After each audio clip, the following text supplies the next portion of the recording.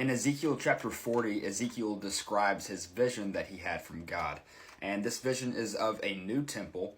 This vision took place in the 25th year of the exile of the Israelites from their homeland. In this vision, he is taken by God to Israel, and he sees a high mountain and a city-like structure to the south. Ezekiel says in verse 3 that he saw a man whose appearance was like bronze, and he had a linen cord and a measuring reed in his hand.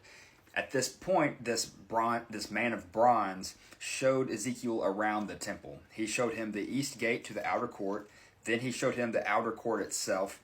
Then he showed him the north gate, then the south gate, then the inner court, then the chamber for the priests, the vestibule of the temple. And along the way, they're measuring each of these rooms, each of these areas of the temple. It also mentions the outer wall of the temple, which creates a boundary of holiness. And I'm not going to go through the measurements of each of these rooms, but you could go read that for yourself if you'd like. It says that the outer court had rooms for the guards. It says that the inner court had 3 gates, just like the outer court, one on the east, one on the north, and one on the south. Chapter 41 continues Ezekiel's vision, and it talks about the inner temple. It says that the man that Ezekiel was with measured the temple's main hall, which was also called the nave, or the holy place. He measured the inner sanctuary, which was the most holy place. He also measured the walls and the doorways, and it points out how everything is proportioned exactly how it's supposed to be. It talks about the side chambers in this chapter and how there are 3 levels of these side rooms or side chambers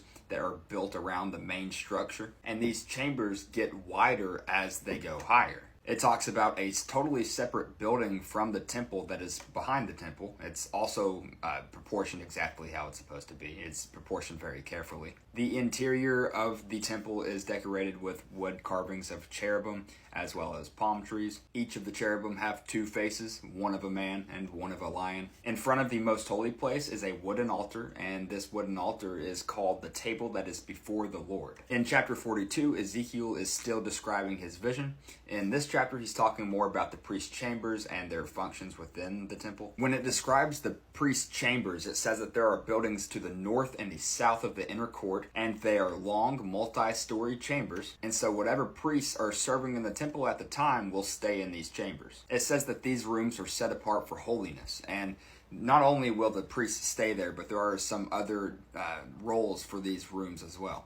The priests will use them to eat the most holy offerings, to store sacred items, and to change their garments. People who are not priests are not allowed in these chambers. The emphasis on symmetry and order and design for these rooms continues in this chapter.